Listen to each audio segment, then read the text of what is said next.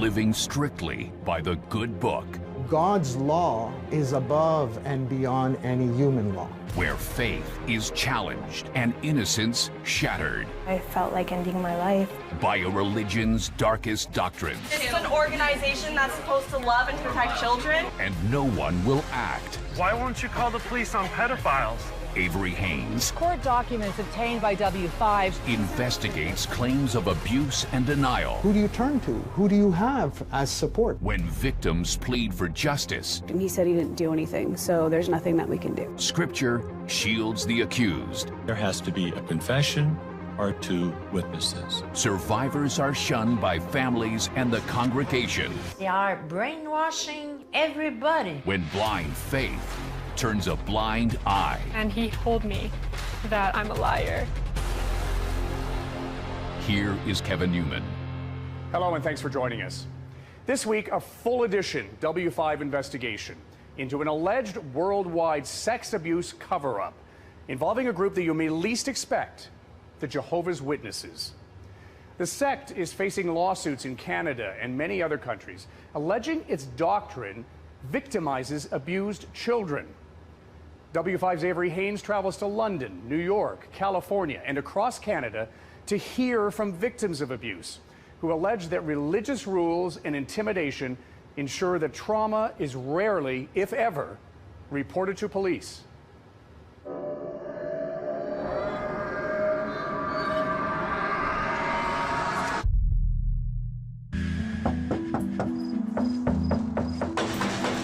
When you think of Jehovah's Witnesses, you probably think of something like this. Hi, how are you? How are you? I'm good, how are you? Good. My name's Parker, this is Spike.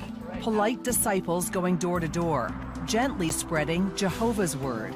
But the doorstep conversations on this day are anything but routine. We're just informing people about a dangerous group that's in your backyard. Dangerous what? A dangerous group. What dangerous group? The Jehovah's Witnesses. That's right, they're warning people about the Christian sect they once called their own. They hide pedophiles. They say the Jehovah's Witnesses organization is a secretive, destructive, and controlling group. A group whose policies have ignored child sex abuse while protecting known pedophiles from police. Before, witnesses would be afraid to speak up and talk because they would be disfellowshipped and they'd lose their family. They call themselves the Vast Apostate Army. An apostate is someone who has abandoned their faith. Within the Jehovah's Witnesses ranks, it's high up on the list of sins. These former Jehovah's Witnesses have come to this quaint town of Warwick, New York, because just down the road is the world headquarters of the Jehovah's Witnesses. They call it Bethel, the house of God, sprawling over 250 acres. 800 people live and work here, including the group's legal advisors, support staff, and the governing body. 8 men who establish and supervise Jehovah's Witnesses doctrine. They just opened a new headquarters right in your town, and they protect pedophiles, and we want you guys to know. They actually have some policies in place that allow these predators to be going door to door.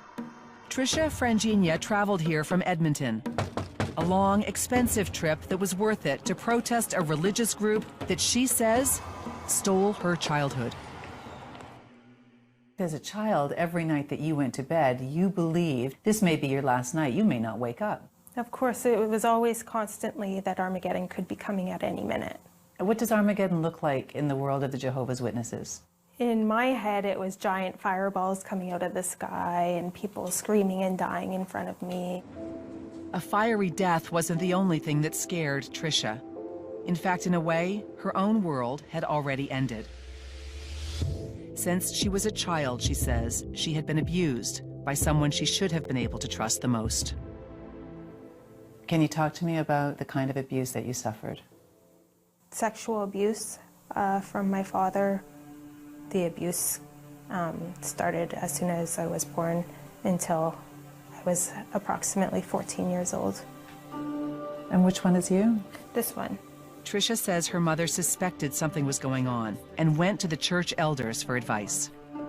They basically told her that she wasn't fulfilling her wifely duties and that she had to be a more submissive wife and make her husband happier. She's told you need to be servicing your husband more? Yeah. And where does that sit in your heart, and how does it sit? It's heavy. I've gone through bouts of severe depression where I felt like ending my life because I was so unheard when I was basically screaming for help as a child.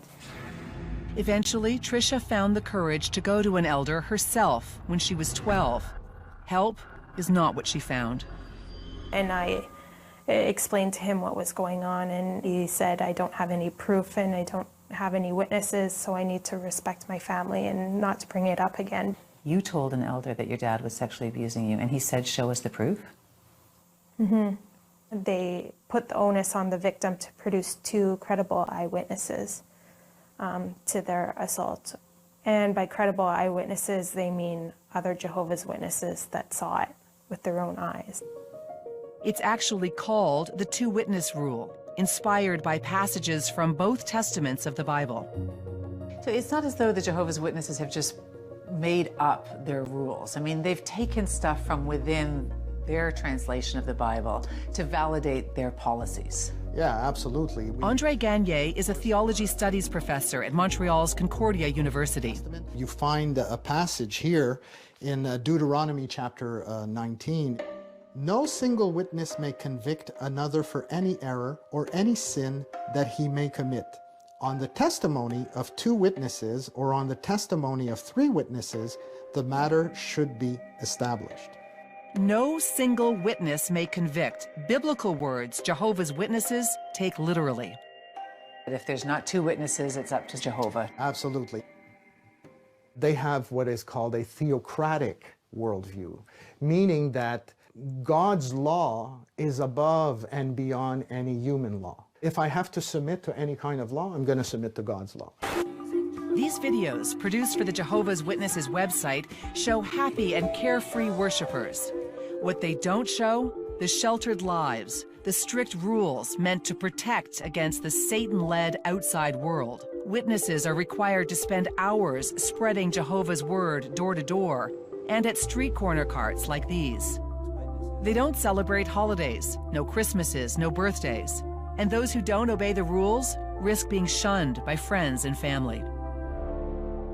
You have very, very little connection with the outside world. Your entire world is that.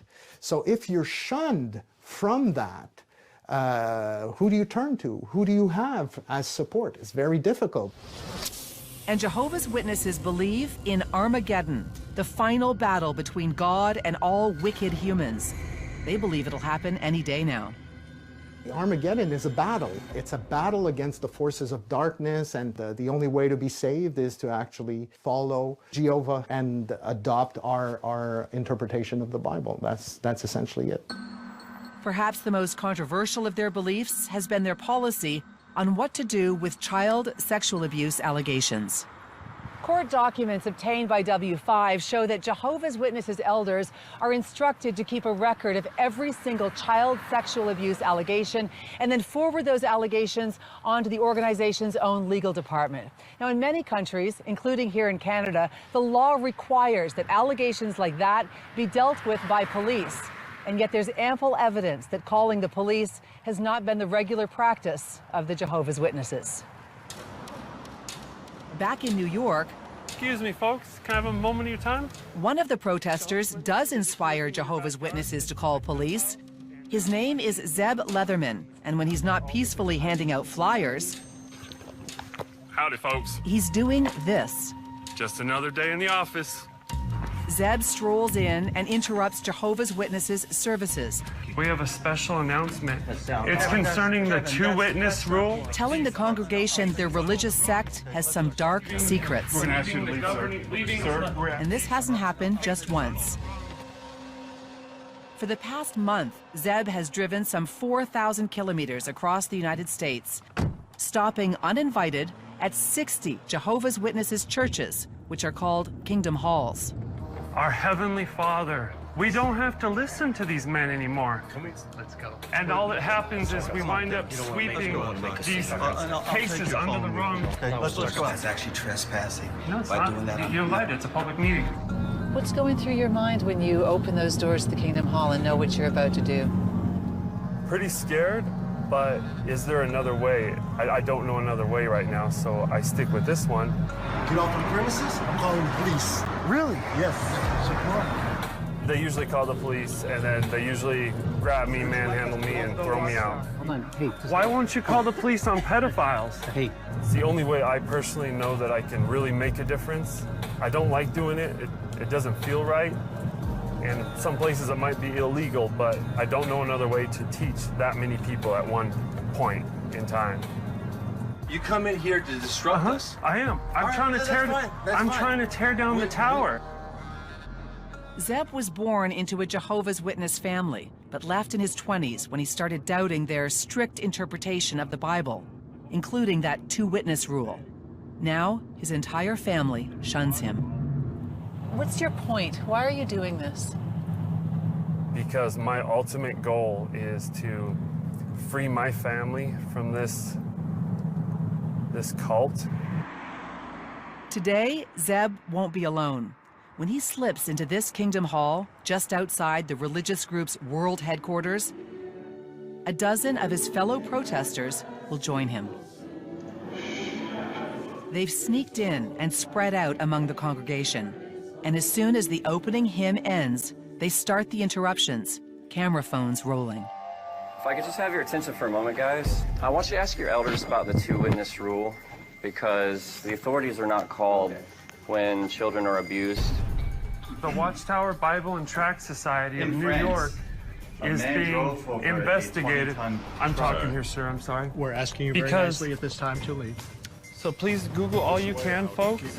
Learn all you can so that you can maybe escape this cult. The Watchtower Bible and Tract Society of New York is being investigated. I'm talking here, sir. I'm sorry. A dozen former Jehovah's Witnesses have infiltrated this Kingdom Hall. It's a few miles from the religious sect's world headquarters in New York State. Among them, Canadian Tricia Frangina from Edmonton. My father sexually abused me for the first 14 years of They say Jehovah's Witnesses policies fail to protect child sex abuse victims, shield pedophiles, and shun people who speak out. And they want this congregation to hear what they have to say. I was raped and was told you shouldn't have done that, and I was disfellowshipped for it. 18 years old and not allowed to have my mother talk to me for a year. One after another, the protesters stand up to make disturbing allegations. Allegations that many of these congregants have likely never heard before. My ex-husband is a pedophile. He raped 2 children in the Kingdom Hall. He is still allowed to be talked to by everybody. This is an organization that's supposed to love and protect children. Your invitation to be here has been revoked. Don't shun your children. JWFacts.com. After several minutes, everyone is finally ejected, and the chaos spills outside. But the accusations continue. Can I ask you, how many pedophiles have you encountered in your record as an elder? I'm sorry, there's no comment. You treat us like we're dead. I will not hate you guys. I will not hate you. You look at me like I don't exist. I'm telling you as a man, I'm right here. So I have no more time in my life for you guys. I'm done with this whole thing, man. Done. A single police officer shows up, and the group slowly leaves. They reassemble in a parking lot across the street, happy they forced a different point of view into fresh ears. Tricia Frangina, who says she survived years of sexual abuse as a child, thinks the protesters' plan wasn't perfect, but it's still worth celebrating. You could tell that people were just like, oh God, like plugging their ears. But there were a couple in the front that seemed really affected by it. So you never know who's going to go home and try and find the truth. The police officer returns a few minutes later, and the group thinks that they're going to be told to leave. Obviously, it's private property, so you have to leave, and you guys. But instead of asking them to clear out, he has something else on his mind. Holy Spirit, what's your view on that? It's an active force, just like we're breathing here. For the next 20 minutes, the group and the cop talk religion. I know the Christian church and the Jehovah's Witness obviously have some theological differences. The reception much friendlier than what they got at the Kingdom Hall. All right, well, good luck. up there, and good luck to the Warwick police officers up there. Again, thank you so much. Have a really good rest of the day. Have a great day. The group may be small and their tactics improvised, but what they're saying echoes a much larger movement that's being heard in courts and high levels of government around the world. I swear by Almighty God. In 2015, an Australian Royal Commission investigated how the Jehovah's Witnesses organization handles allegations of child sexual abuse and how often those allegations are reported to police. It's not done unless there's a legal requirement for it to be done, is there? That is true. After weeks of testimony from victims, elders, and experts, the commission concluded, we do not believe that children are adequately protected from the risk of sexual abuse. They went on to state, we do not consider the Jehovah's Witness organization to be an organization which responds adequately to child sexual abuse. In this exchange, senior counsel of the commission, Angus Stewart, refuses to let a Jehovah's Witness elder deflect blame. What ability have we got to protect every child in Australia? What you can do is you can report to the child protection authorities. And that is done in some cases. But generally it's not done, is it? No. The commission also uncovered what had, up until that moment, been just a rumor, that the Jehovah's Witnesses kept a secret database of every single known and suspected child abuser within their congregations. Not one was reported by the church to secular authorities. Since 1950, JW elders in Australia have documented potential child sexual abuse cases against 1,006 members. Not one of them ever reported to police. Half a world away, Jehovah's Witnesses are also coming under legal scrutiny in the United Kingdom. How difficult is it to litigate the Jehovah's Witnesses? They're extremely difficult to litigate against. Kathleen Hallisey is a London-based lawyer who won the first ever judgment against the Jehovah's Witnesses in the UK for historic sexual abuse. Her office has become the go-to law firm for challenging the Jehovah's Witnesses. Do you believe that the Jehovah's Witnesses have a policy that purposefully protects pedophiles and puts children at risk? I do. I would describe it as a scandal and a global cover-up and a protection of abusers. At the risk of children? Absolutely. Hallisey says a British public inquiry is looking into how institutions have failed to protect children from sexual abuse, and there's now public pressure to open a separate investigation that focuses solely on Jehovah's Witnesses. If you have a policy that requires there to be a second witness to child abuse, it means that virtually every allegation of child abuse is going to go no further. And that puts the child at risk, it puts other children at risk, and it protects the person who's the abuser. And now Canada has joined the fray. 2 class action lawsuits have been filed against the Jehovah's Witnesses, officially known as the Watchtower Bible and Tract Society.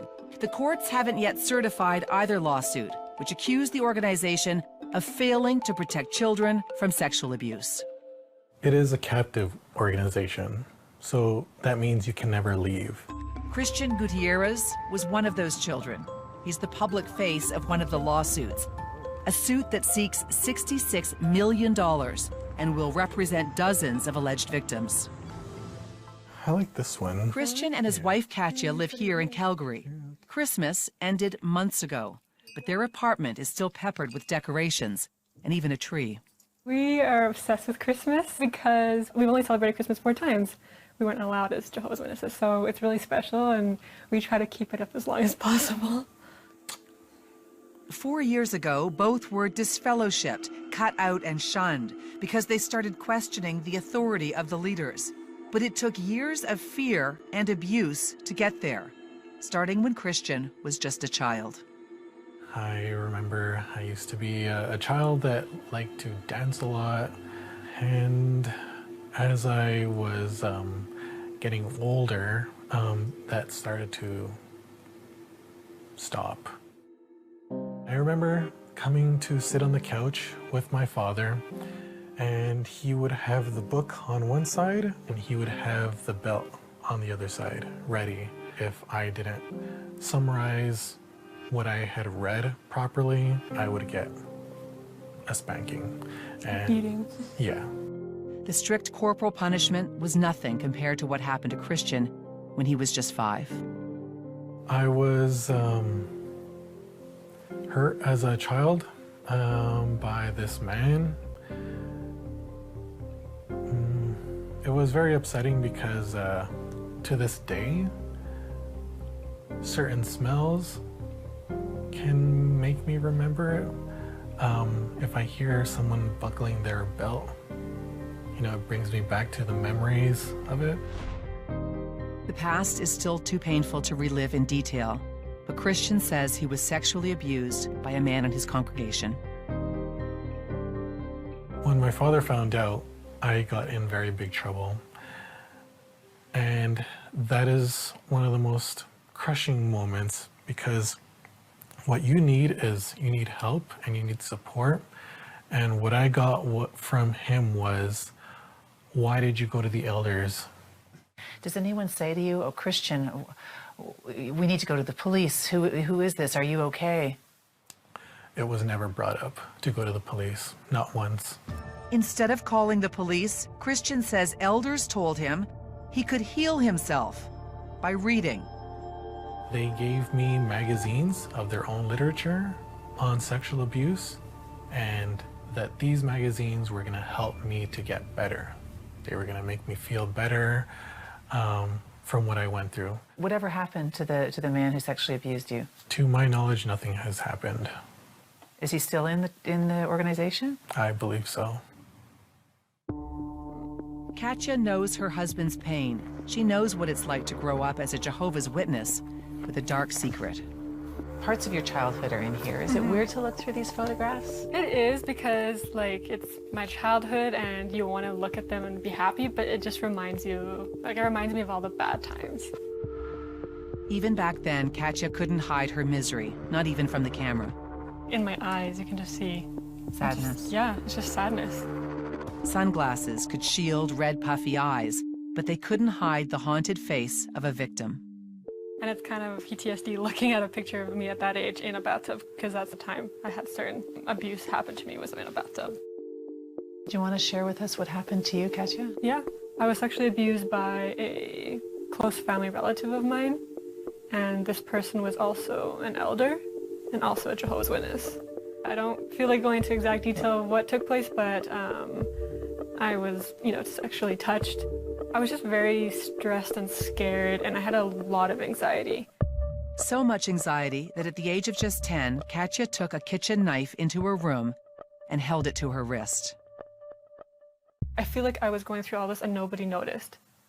And I was looking for someone to help me. And I thought maybe in a child's mind, maybe if I tried to take my life, it would get someone to notice that I need help. Before Katja could hurt herself, her mother found her with that knife and rushed her to the hospital. So you get to the hospital, and what did the doctors at the hospital say to you? They did a lot of questioning just on my history, what my family life was like. They asked me, is there anything else that you want to share, anything else that's causing you to feel scared at home or anything or in your life? And that's when I said, yeah, there's something else that I want to say, and I told them that I was being sexually abused at the same time. You told the doctors? Yeah. And it was one of those doctors who called the police.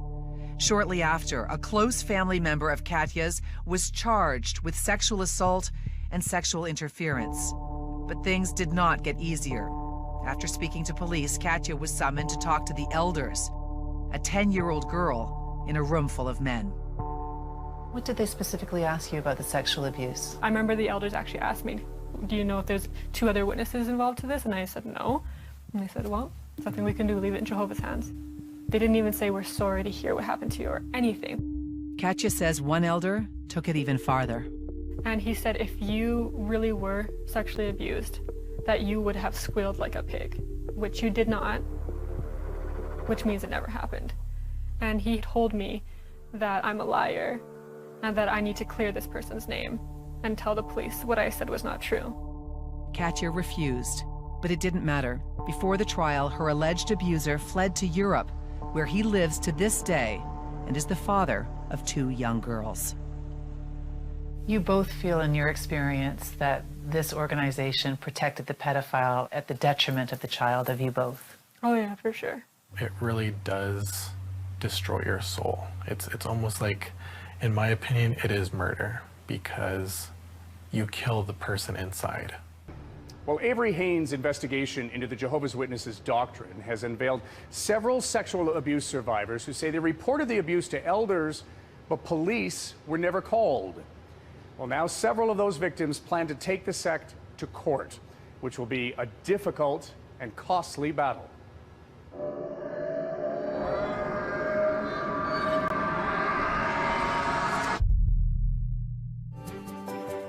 All around the world, people come together every week at places of worship called Kingdom Halls.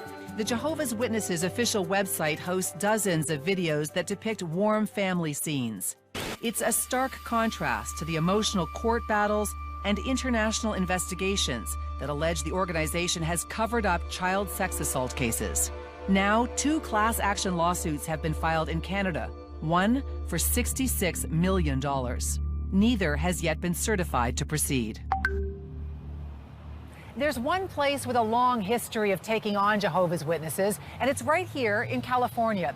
Dozens of civil suits have been filed against the organization in this state, each of them settled quietly out of court, except for one, the historic case of Candace Conti. Now, Candace was just 9 years old when she went out door to door spreading the word of Jehovah. Because she was so young, she was sent out with an older man, a man who had something else on his mind, and it had nothing to do with God. Do you feel stronger after all of this? I do. There's a lot of times where I don't, but I do. Candace grew up as a Jehovah's Witness and from an early age embraced everything it seemed to offer. She wanted to get to heaven for a very specific reason. My grandfather died at a really, well, for me, a really young age. And the thought that I could see him again was one of my driving forces to be the best Jehovah's Witness that I could be. And to do that, you know, you spend your time, you spend your energy, you go out and you talk to people, and you try to bring them into the fold. Candace's door-to-door minder was this man. Jonathan Kendrick was 41 years old in 1995. Instead of taking Candace to preach Jehovah's word, he took her to his own house, repeatedly, for more than a year. How old were you? I was 9. Can you give me a sense of what happened when you were a 9-year-old girl? I was taken advantage of. My innocence was taken away. Her innocence may have been taken away, but her fight most definitely was not.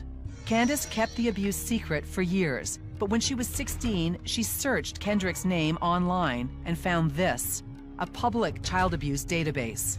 He was a convicted child molester. She knew she had to speak up. The sense of guilt that I had felt, I think, had pushed me to trying to prevent this from happening to other children. Candace reported her allegations to an elder. It didn't go well. You walked in and said to the elders, I'm also a victim. I am also a survivor of this man. And what did they say to you? I was literally told, quote unquote, what do you want me to do? Start a holy crusade? Months passed and Candace was finally summoned by the elders. They told her they had interviewed Jonathan Kendrick. And he said he didn't do anything, so there's nothing that we can do. You know, and so that's where that terrible, hideous two-witness rule comes into play. The two-witness rule, a Bible-inspired doctrine that dictates elders cannot discipline someone unless there are 2 witnesses to the alleged sin. You can't even really wrap your head around that, you know, a two-witness rule. I mean, you don't have one witness to a child molestation, you know. So but Candace didn't back down. Instead, she got a lawyer. I describe Candace Conti as the client that I hope every good lawyer gets once in a career. Rick Simmons was Candace's lawyer. These are exhibits, and they represent a couple of smoking guns in the Candace Conti case. They do. One is a letter sent by the elders at North Fremont Congregation, where Candace had been a member all of her life. 2 years before the sexual abuse of Candace by Jonathan Kendrick began. The letter says Kendrick admitted to elders that he sexually assaulted a girl before they paired him with Candace. In this deposition video, you can hear Rick Simmons ask an elder about that admission. Do you recall becoming aware of a report of sexual abuse of a child by Jonathan Kendrick? Yes. He had called us to his home to discuss or to confess to an incident with his stepdaughter. So they knew that they had a sexual predator in their congregation who was going out with children. They knew that. And what about this one? This is a body of elder letter, and it instructs the elders in every congregation in the United States that if they receive a report of child molestation within their congregation, that they are to keep it secret. The letter states there is a time to keep quiet. Problems are created when elders unwisely reveal matters that should be kept confidential. It was an order, and the elders obeyed. We don't make that public to the congregation. It's confidential. The written policy of the governing body of Jehovah's Witnesses was, we keep known child molesters secret. The jury awarded Candace $28 million, the richest judgment against a religious group for one person in U.S. history.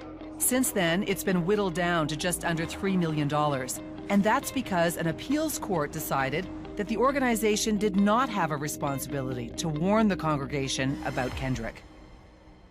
All of that money aside, she didn't get what she was after, which was a change in the policy. I don't think she got a formal change in the policy, but the publicity, the knowledge that when your doorbell rings on a Saturday morning, the person standing there could be a convicted child molester posing as a religious believer. That message has gotten out. Beyond just delivering a powerful message, Simmons thinks lawsuits like Canada's new multi-million-dollar suits will eventually force the Jehovah's Witnesses to change.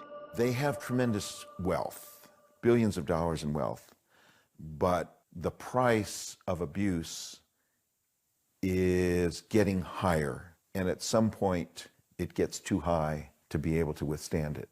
You believe that? Yes, it will, because the financial cost, like it did the Catholic Church, will make sure that they have to change to survive.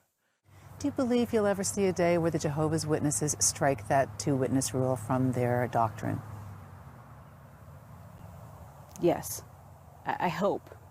I think that the two-witness rule works for, stealing a loaf of bread, but it does not work for rape and child abuse at all. Speaking out publicly has cost Candace just about every family member, every friend she ever knew as a Jehovah's Witness. To this day, she is still being shunned by her own father. Extreme shunning is a destructive and controlling aspect of the Christian sect, and some say the fear of shunning is why believers don't challenge the rules, even if it kills them. A tragic example of that deadly fear unfolded near Quebec City in late 2016. Eloise Dupuis was 27 when she gave birth to a son. Her labor was difficult, and she lost a lot of blood. So much that doctors said she would likely die without a transfusion. But Eloise was a Jehovah's Witness who believed that transfusions are biblically banned. She refused the blood, and less than a week after becoming a new mother, Eloise Dupuis died. I miss her every day. Every picture. Manon Boyer was Eloise's aunt. She was beautiful. Manon is not a Jehovah's Witness, so Eloise had to keep their close relationship a secret. She was the nicest girl I ever knew in my life. She was lovely, she was loving. Boyer believes it was fear of being kicked out and shunned that led to Eloise's death. She says her niece was surrounded 24/7 by what's called the Hospital Liaison Committee, known to critics as the Blood Police, a group of Jehovah's Witnesses who keep vigil around believers who are at risk of receiving a transfusion. Nobody who's not Jehovah Witness can see her. She was sequestered. Sequestered. Yeah. The doctors treating her told her many times, you will most certainly die if you don't accept blood.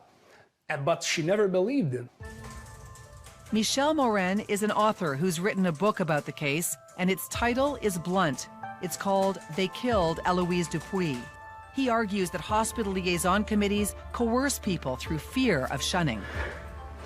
If you get blood, you will be disfellowshipped, so your family won't talk to you again, you will lose access to the paradise, etc., etc. And so there is so many threats, you know, and so many pressure put on these people that we're not talking about free will here. Even if a doctor, a competent doctor, tells her about the reality of blood transfusion, he has like 24, 48 hours to convince her and to change 20 years of deception, of lies. It's an impossible task. A coroner's inquest concluded Eloise was not unduly influenced by fellow Jehovah's Witnesses, a ruling her aunt thinks is absurd. She believes Eloise wanted to live, but the fear of being kicked out and shunned was too powerful. They are brainwashing everybody. You have no choice when you are a Jehovah Witness. You don't have the choice to think. She didn't deserve that. And I miss her a lot. Shaking the foundations. We're out here just to talk to people and warn them of a rock-solid belief. We will never change our scriptural position on that subject. They call themselves the Vast Apostate Army, former Jehovah's Witnesses who are speaking out against the Christian sect they say covers up allegations of sexual abuse within its ranks. 1,006 pedophiles that you guys had! Today, they're bringing their allegations to a place they once revered, deep in rural New York State, outside the small town of Warwick. This is Bethel, the world headquarters of the Jehovah's Witnesses. All right, let's do this. So, we're live on Facebook. You guys are watching live all over the world. We got people coming in from Australia and pretty much everywhere. The governing body inside knows the protesters are here, and despite the fact that it's raining, the compound's sprinklers have been turned on, full. Parker Bryan organized the rally and has nominated himself to take their complaints to the security gate. Good afternoon, gentlemen. Can you hear me? So my name is Parker. We were hoping we could get one of the governing body members to come out and say hello and have a few words. Is that possible? So you know what? The site is closed at the moment, and the persons you're requesting, they're not available. Not available. Also, you may not know this, but this is private property, so your friends aren't able to be here. The two-witness rule has got to go. Kids are being molested, and they're not being turned into the authorities. The protesters may not have been heard. Thank you, gentlemen. Have a great day, okay? But they would later find out they were definitely seen. They're starting to block the main entrance. This video was taken from inside the compound, well behind that security gate. Video and stills of not only the group, but of individual protesters as well. Someone from inside Bethel recorded the demonstrators, and for some reason, secretly posted it online. Yeah, down here at the gate, they're actually grouping up, approaching the gate. And this isn't the only video that came from behind the gates. Greetings. We're so happy you could join us for this broadcast. The Jehovah's Witnesses official website regularly broadcasts this newscast-like presentation. Almost immediately after the protesters delivered their in-your-face message, If you'd open your Bibles to Romans chapter 12 and verse 1. this senior official appeared on the broadcast, defending the two-witness rule. The scripture is very, very clear. It says, no single witness may convict another for any error or any sin that he may commit. On the testimony of two witnesses or on the testimony of three witnesses, the matter should be established. There has to be a confession or two witnesses. So we will never change our scriptural position on that subject. This grassroots group of ex-witnesses didn't really expect to meet with anyone from the governing body during the protest. There's a long history of not responding to criticisms or allegations publicly, something W5 found out firsthand. This is the Canadian headquarters of the Jehovah's Witnesses in Georgetown, north of Toronto. We requested an on-camera interview here, as well as at the world headquarters in New York State. Both requests were denied. And so we sent a long list of questions surrounding their child protection policies, including whether or not police are called every time a sex abuse allegation is made. Instead of answers, we received a variation of a statement that the Jehovah's Witnesses have been using for years. They say the Jehovah's Witnesses abhor child abuse, a crime that sadly occurs in all sectors of society. We believe that loving and protective parents are the best deterrent to child abuse. The victim and his or her parents have the absolute right to report the matter to the governmental authorities. Elders do not shield abusers from the authorities or from the consequences of their actions. It's a statement that Christian Gutierrez from Calgary hopes to challenge in court. Christian is the public face of a $66 million class action lawsuit filed against the Jehovah's Witnesses organization in Canada. I want justice. I want this to stop. I would like the Watchtower to change their policy. It's just a simple policy. The lawsuit has not been certified to proceed yet, but Christian isn't waiting around. All right. Christian and his wife Katja host a YouTube channel that reaches hundreds of thousands of people. Their message: challenge the Watchtower's rules and get out. When you finally leave, feel free. Yeah, that's so true. And they're not the only ones using social media to fight back against the Jehovah's Witnesses. And we're out here just to talk to people and warn them. Several of the protesters who marched to the world headquarters in New York State are waging social media war against the Jehovah's Witnesses doctrine, including Trisha Frangina, who had the courage to talk about her sexual abuse online. I just want other victims to know that they're not alone and you have a voice. Now's the time to use it. We're all excommunicated, we've all lost family, we've all lost friends, and we're all just saying we're not invisible. We're not going to be quiet anymore. In Canada, the Jehovah's Witnesses are a legal registered charity, one of the country's richest. Every year, it raises $75 million tax-free.